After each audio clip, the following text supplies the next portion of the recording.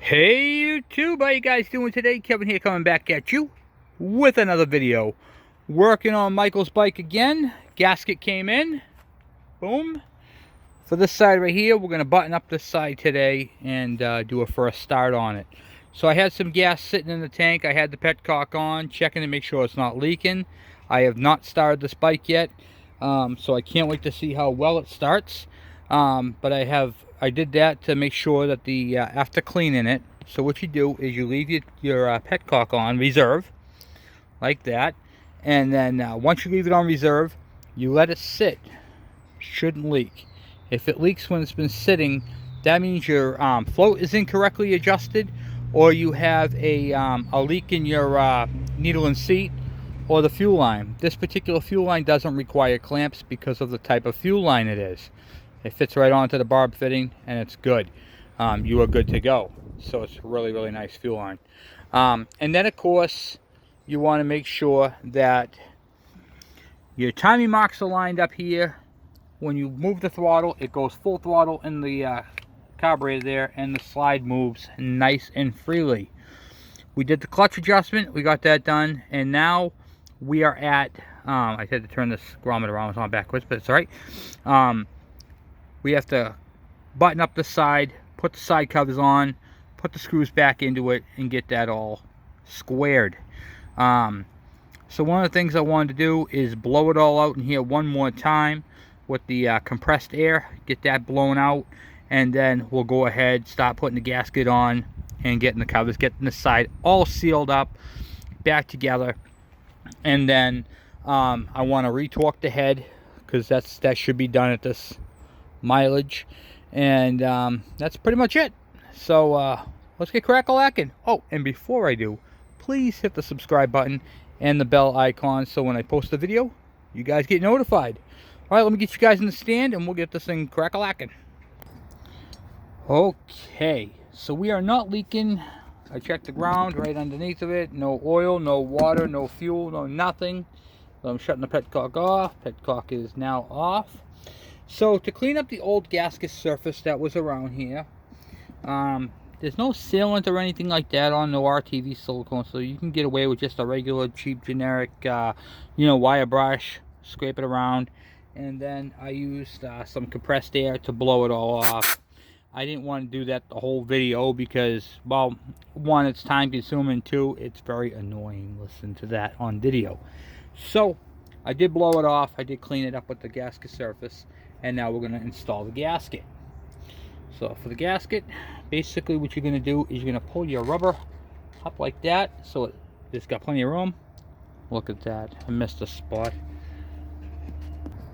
Okay, got that all cleaned up, and now we're going to put the gasket on.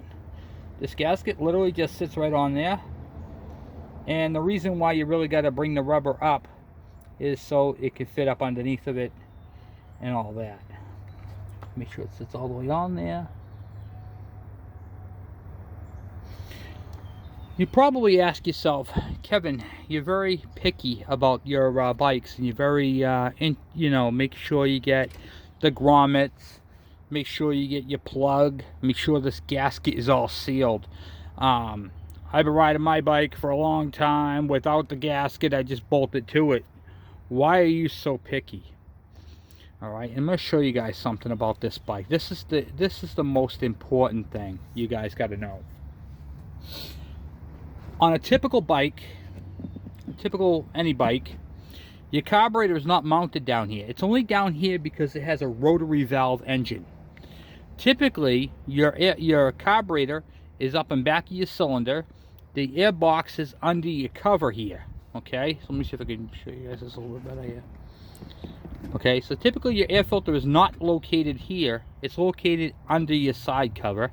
Your carburetor is on the back there, and you're a little ways up. You have some room to play. And then in here is really nothing. It's your magneto or an oil pump or whatever the case may be, depending upon the bike you're driving. Okay, these bikes require special attention because they're a rotary valve. They're not a motocross bike. They are a rotary valve engine. These bikes were designed with the carburetor under the side cover. lower to the ground.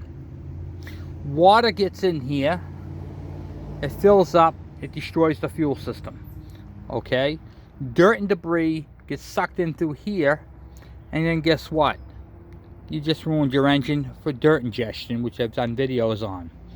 It is imperative that you make sure you have a good, clean air filter in this box, because the air comes through here and then comes through this channel right here.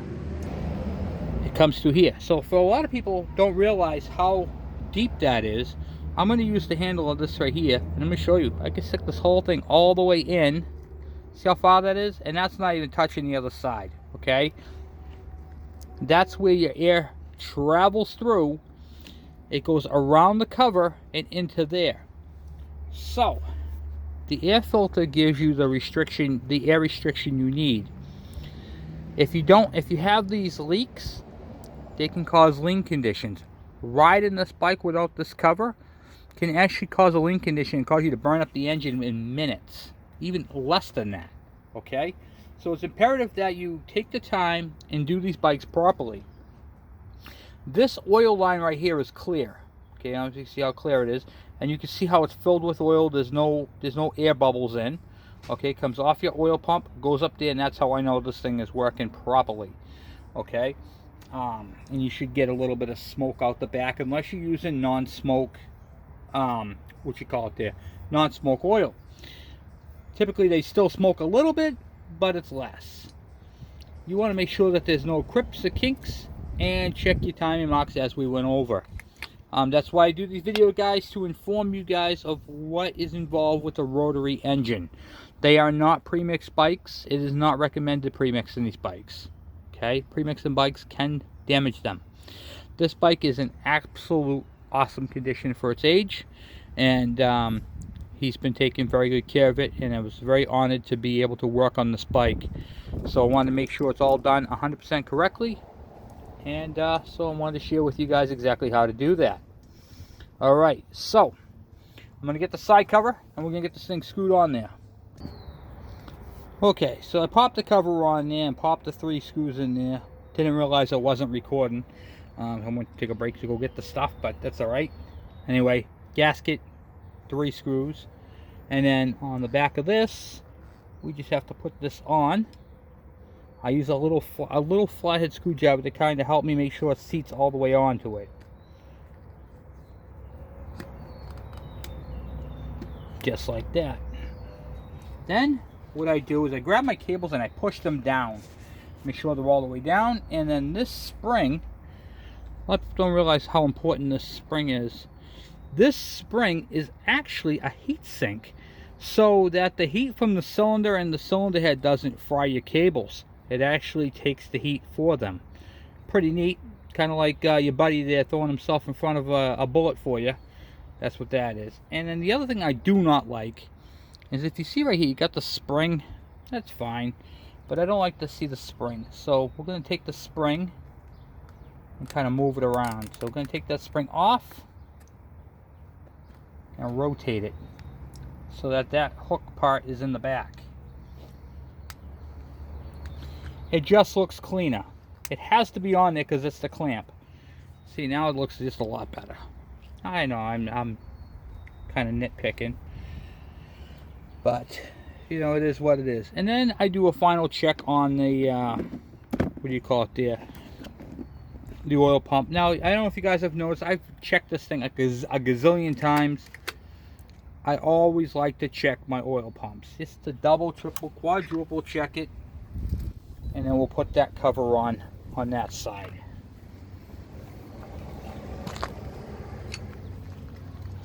I blew out all the covers and everything else with compressed air.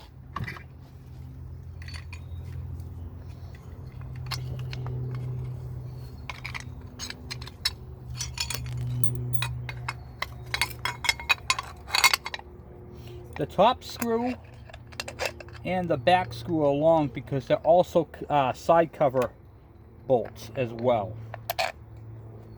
Okay, so those are also cover bolts.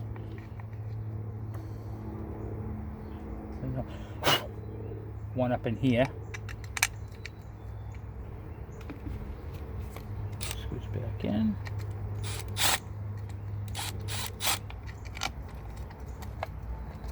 I'm not getting onto it, hold on.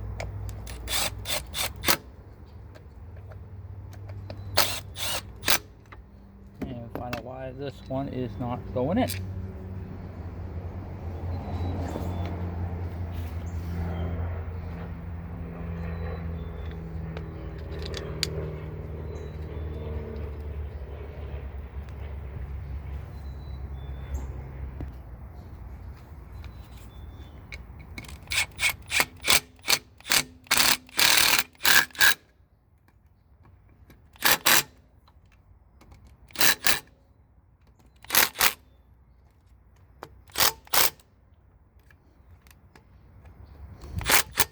You guys get a chance to get one of these M12. These things are the bomb.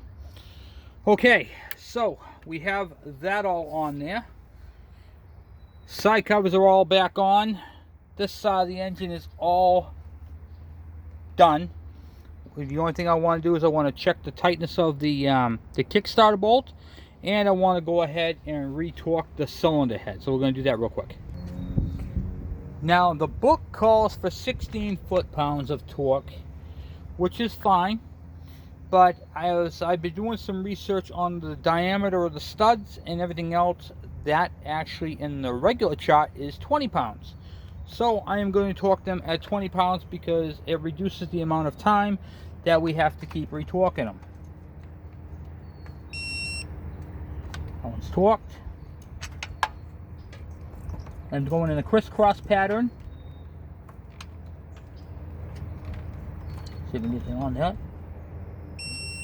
Okay, good.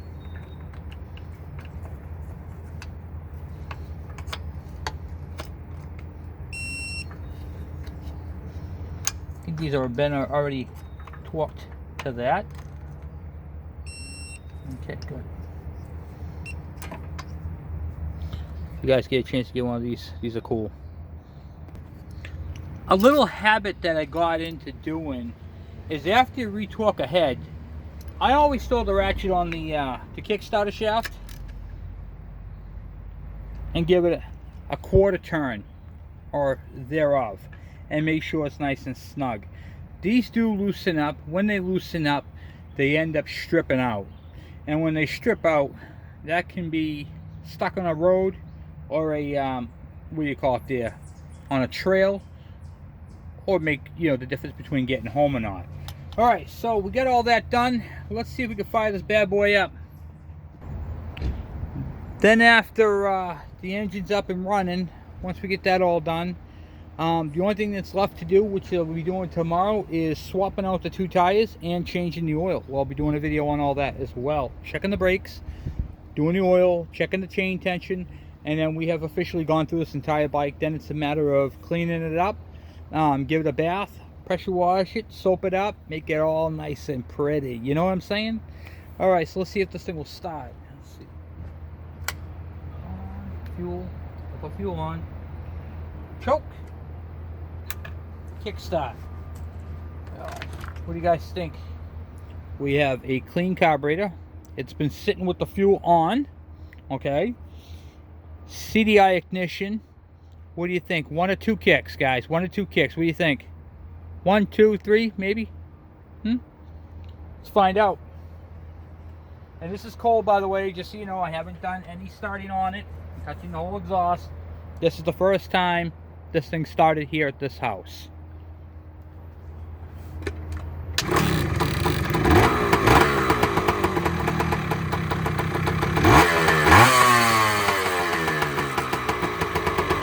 Purring like a kitten, baby.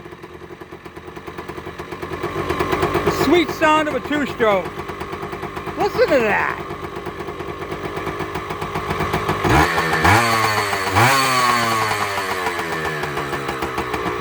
That is all there, guys. All there.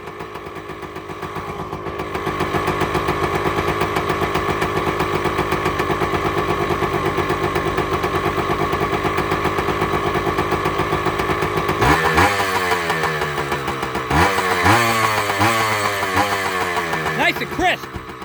Look, watch, ready? Beauty. Check the tilt switch. Start it up. First kick. Just like that. No leaks.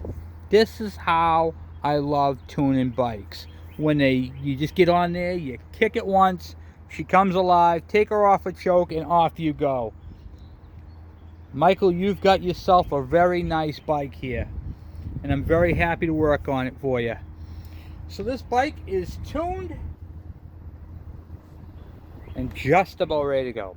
So for the engine, we got to wrap up the oil change, and then we got to do the tire swap, adjust the chain, check the brakes, and keep going.